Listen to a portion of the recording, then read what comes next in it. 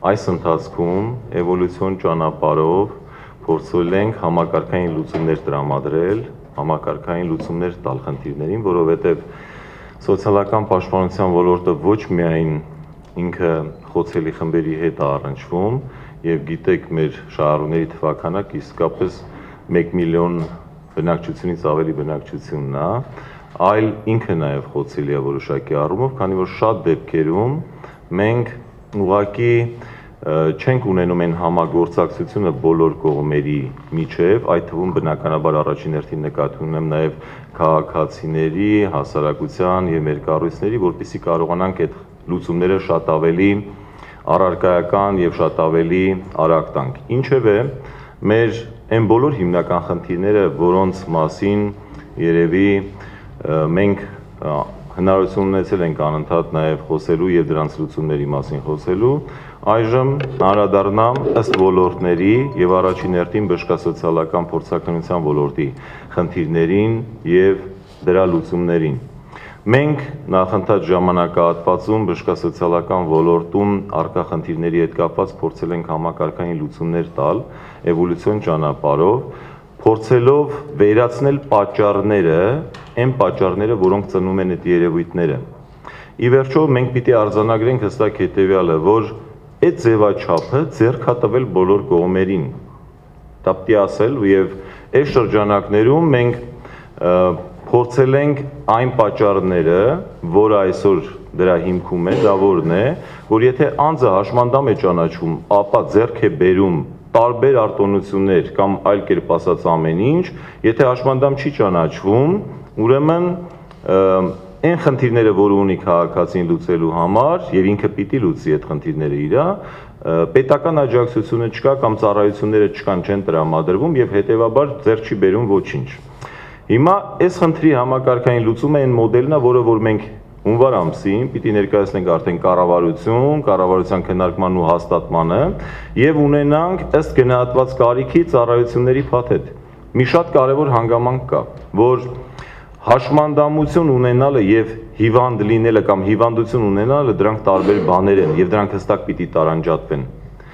Այսինքն ցանկացած հիվանդություն ունենալը կամ հիվանդ լինելը դեռևս չի նշանակում հաշմանդամություն, բայց մյուս կողմից այդ չափորոշիչների ոչ հստակ լինելը, դրանց մեկը մյուսի վրա ներառված լինելը միշտ հնարավորություն է տալիս ռիսկերի, որոնք առաջանում եւ դրսեւորվում են։ Այս առումով մենք հաշվի առնելով, որ նաեւ համակարգի հետ կապված խնդիրների լուծումը այս ճանապարհով հնարավոր չի, արմատական փոփոխությունների առաջարկություններ եմ ներկայացրել, մասնավորապես առաջին խնդիրը, որ պիտի լուծենք, դա դիմումները եւ փաստաթղթերը ընդունելը եւ որոշում կայացնելը տարանջատելն է հստակ։ Քաղաքացին չի կարող շփվել որոշում կայացնողի հետ։ Այս process-ները դուք շատ լավ գիտեք, մենք իրականացրել ենք նաեւ մյուս ոլորտներում, մասնավորապես կենսաթոշակների եւ մյուս նպաստների հետ կապված, փորձելով ձևավորել միասնական ընդունարաններ, որպեսզի մենք կարողանանք միասնական ընդունարաններում դիմում ընդունողների միջոցով ընդունել փաստաթղթերը եւ քաղաքացին չառնչվի որոշում կայացնողի հետ։ Հիմա այս բնագավառում եւս անցում են կատարելու դրան, այսինքն դիմումների փաստաթղթերի ընդունումը քաղաքացիներից եւ ձևավորելու են կենտրոնացված որոշումներ կայացնող մարմին, այսինքն ամբողջությամբ լուծարելու են տարածքային հանձնաժողովները։ Քաղաքացիները տարածքային հանձնաժողովներ այցելելու ժամանակ ունենում են այն բոլոր խնդիրներն ու հարցերը, որը նաեւ դուք բարբերաբար բարձրաձայնել եք եւ այդ խնդիրներին նաեւ դուք անդրադարձ եք արել։ Մենք փորձել ենք այս ընթացքում մի քանի քայլեր իրականացնել, մասնավորապես, գիտեք, հանձնաժողովների նիստերի մասնակցությունը մենք կառավարության որոշմամբ սահմանեցինք ցանկացած հասարակական կազմակերպության։ Եվ 16 թվականի արդյունքները ամփոփելով արձանագրում ենք ընդամենը 8 նիստի մասնակցություն։ Սա իսկապես շատ անհասկանալի ցուցանիշ է նաև այն առումով, որ մեր գործընկերը մշտապես խոսելով խնդիրների մասին հասարակական կազմակերպությունները, որ նույն հանձնաժողովների նիստերի ընթացքում ոչ ճիշտ են վարվում մարդկանց այդ որոշումները, ոչ ճիշտ են կայացում, տրվեց հնարավորությունը, որպեսզի մասնակցեն նիստերին, ներկայացնեն նաև իրեն շահառուների, հասարակական կազմակերպությունների, նաև ներկայացուցիչների շահերը փորձաքննությունների ընթացքում։ Մյուս կողմից մեր մյուս քայլը, որ իրականացրել ենք բժիշկների պարտադիր մասնակցություններ, ուղեգրող բժիշկների նիստերին, Մենք եւս այստեղ ունենք մասնակցություն եւ բավականին նվազած խնդիրներ, որոնք նախկինում բարձրաձայնվում էին։ Բայց այս էվոլյուցիոն ճանապարհը կարծես թե այս պահին այլևս չի բավարարում, քանի որ մենք ուղղակի խնդիրները, որոնք ունենք եւ տարիներ շարունակ խոսում ենք խնդիրների մասին, դեռևս վճռահատված չեն։ Հետևաբար առաջարկությունը, որ հանձնաժողովներում չեն իրականացվելու փորձաքննություններ, քաղաքացիները փաստաթղթերը ներկայացնելուց հետո մենք ունենանք այդ փաստաթղթերի կենտրոնացված հաշվառում, կենտրոնացված մարմին, ով կիրականացնի փաստաթղթային փորձաքննություն, եւ մեր գնահատմամբ որոշումների շուրջ 30%-ը հնարավոր կլինի ուղղակի փաստաթղթային փորձաքննության շրջանակներում կայացնել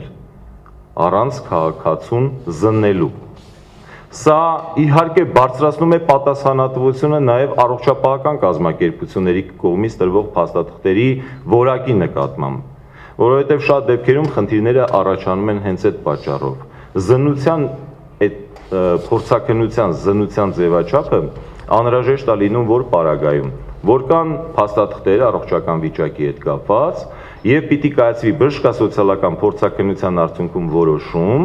եւ շատ դեպքերում ուղղակի այն փաստաթղթերը, որոնք որ ներկայացված են լինում եւ զննությունը դրանք տարբեր իրավիճակներ են ցույց տալիս։ Հետևաբար, այստեղ առաջանում է խնդիր բարձրացնել պատասխանատվությունը նաև բժշկական հետազոտությունների արդյունքում տրված տարբեր փաստաթղթերի, որոնք փորձաքննության ժամանակ օգտագործվում են։ Այս առումով մենք քննարկել ենք նաև առողջապահության նախարարի հետ, այս ուղղությամբ մեր կողմից կիրականացվի քայլ պատվիրակել այդ լիազորությունը մրցութային կարգով համապատասխան կազմակերպությունների առողջապահական, որոնց առջև շատ խիստ պայմաններ ու պահանջներ կդրվեն որակական ծառայությունների որակի նկատմամբ, փաստաթղթերի հավաստիության նկատմամբ։ Եվ մենք կունենանք փորձաքննություն փաստաթղթային, կենտրոնացված կարգով, իսկ զննությունը քաղաքացին նորից կանցնի այն բուժ հիմնարկներում, որոնք այդ մրցույթի արդյունքում հաղթած կլինեն եւ այդպիսի ծառայություններ մատուցելուց կլինեն։ Մենք այստեղ նաեւ մի շատ ուրիշ կարևոր խնդիր ենք լուծում, որը մինչեւ այս ամբողջը նաեւ արդեն ձևավորվել էին առաջարկությունները, որ մոդելի փոփոխության ընթացքում պիտի իրացվեր, որ շատ դեպքերում քաղաքացիները, որոնք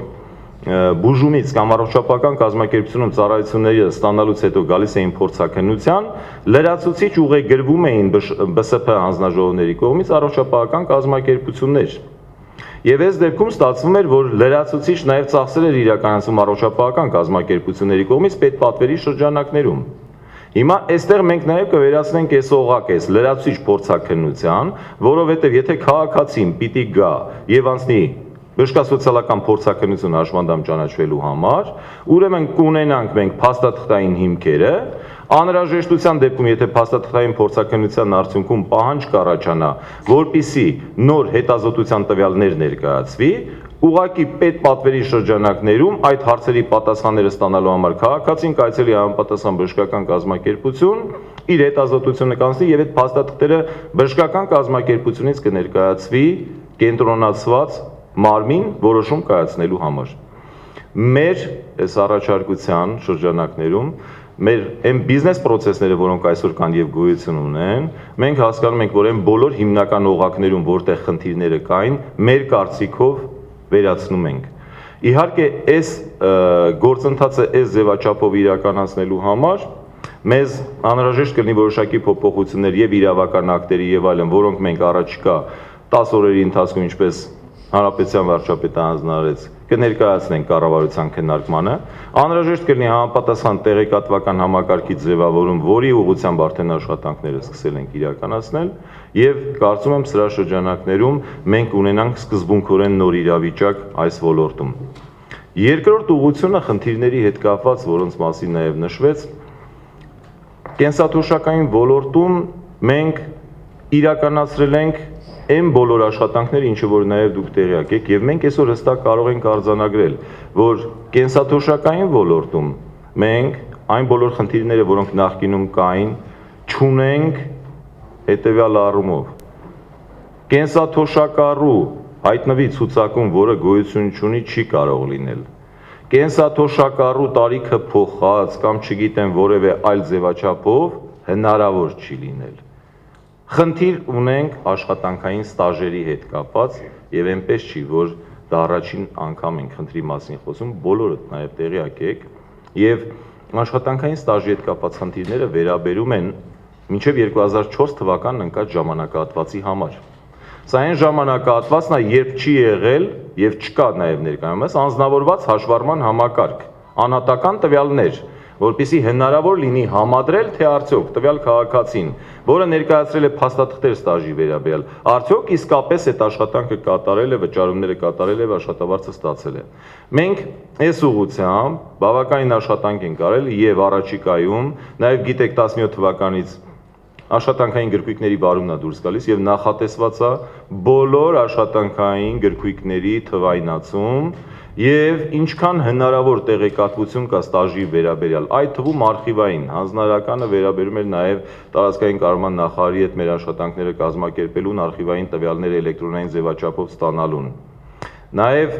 այն բոլոր տվյալները, տեղեկատվությունը, որոնք նախկինում ձևավորված եղել են եւ հնարավոր կլինի դրանց հետ համադրում իրականացնելու միջոցով իսկապես բացահայտել կեղծ ստաժները, այս ուղղությամբ եւս առարկայական աշխատանքներ են տարվելու։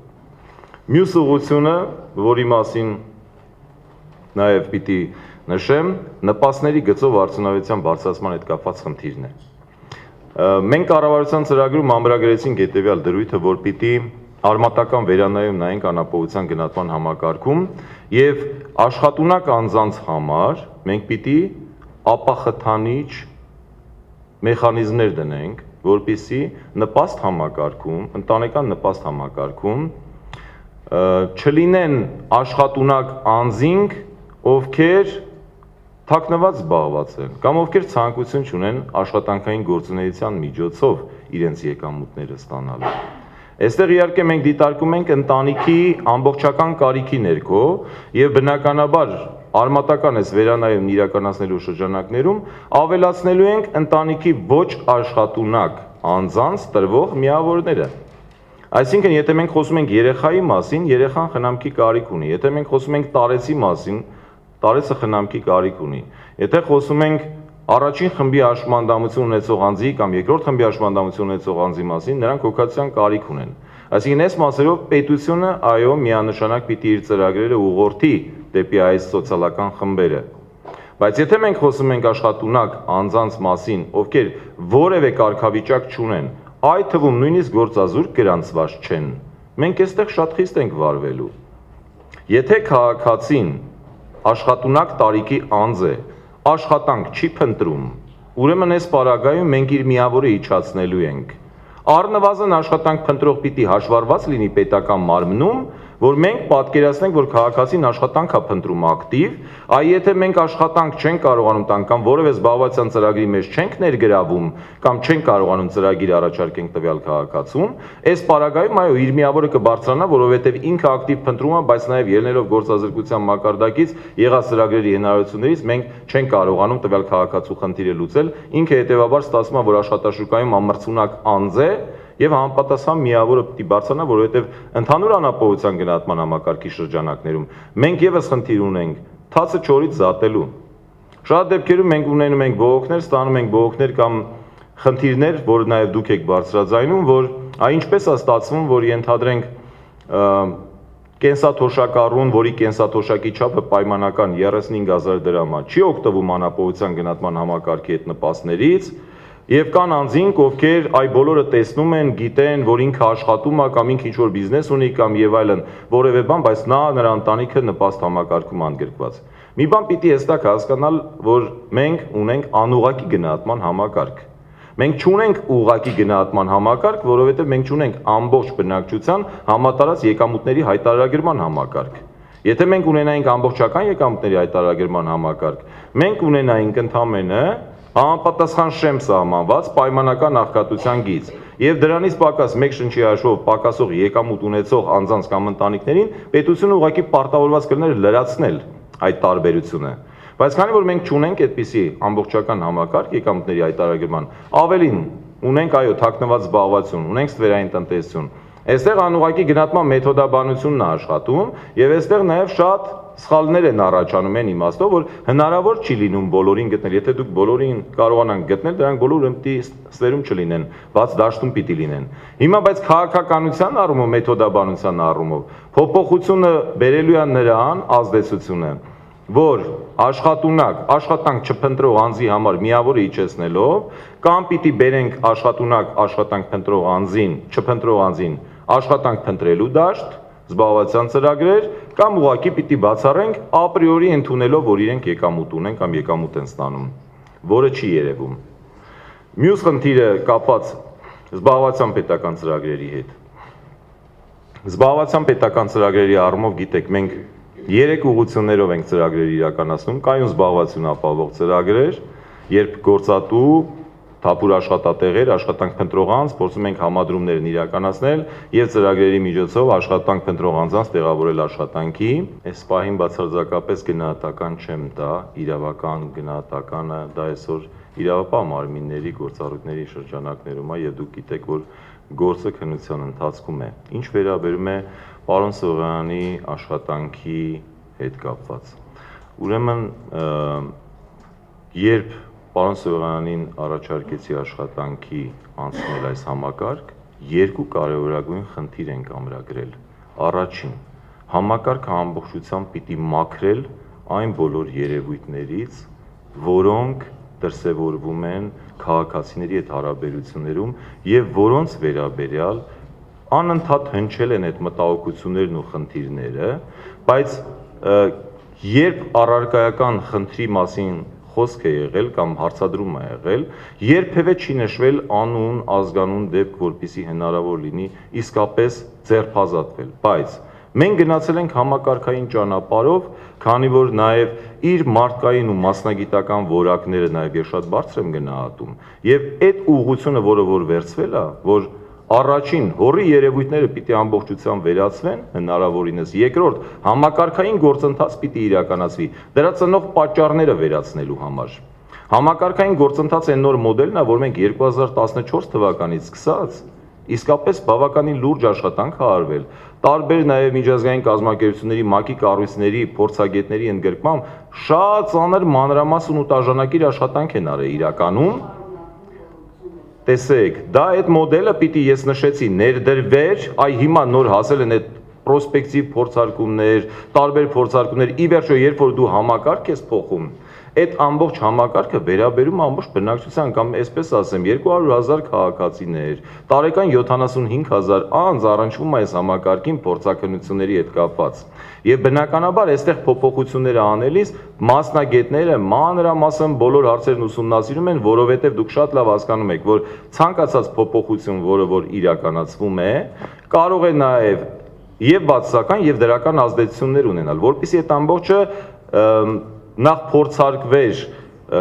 ոչ իրական ռեժիմում, այսպես ասեմ, նախորդ տարի 1000-ից ավել քաղաքացիների համար զուգահեռաբար գործող կարգին իրականացրել են փորձակնություններ այս նոր ներդրվելիք մոդելի չափորոշիչների շրջանակներում։ Դրանք համադրում են արել իրար հետ, տեսնելով նույն քաղաքացին, նույն անձը գործող կարգով այս կարիքն է իր համար ձևակերպում, այս ներդրվելիքով սա է ձևավորվելու, որտեղ կան խնդիրներ կամ հարցեր, որպեսզի ամբողջական կարիքի գնահատման հիման վրա ձևավորվի ծառայությունների փաթեթը։ Եվ ամենակարևորը, կներեք ես ավարտեմ։ Ուրեմն նոր մոդելի ներդրման շրջանակներում մենք ունենք մի կարևորագույն խնդիր,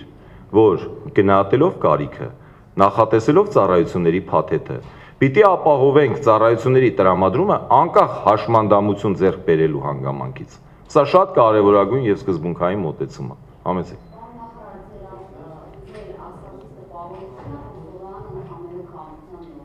Ես այդպիսի բան չասեցի։ Ես նշեցի հետեւյալի մասին։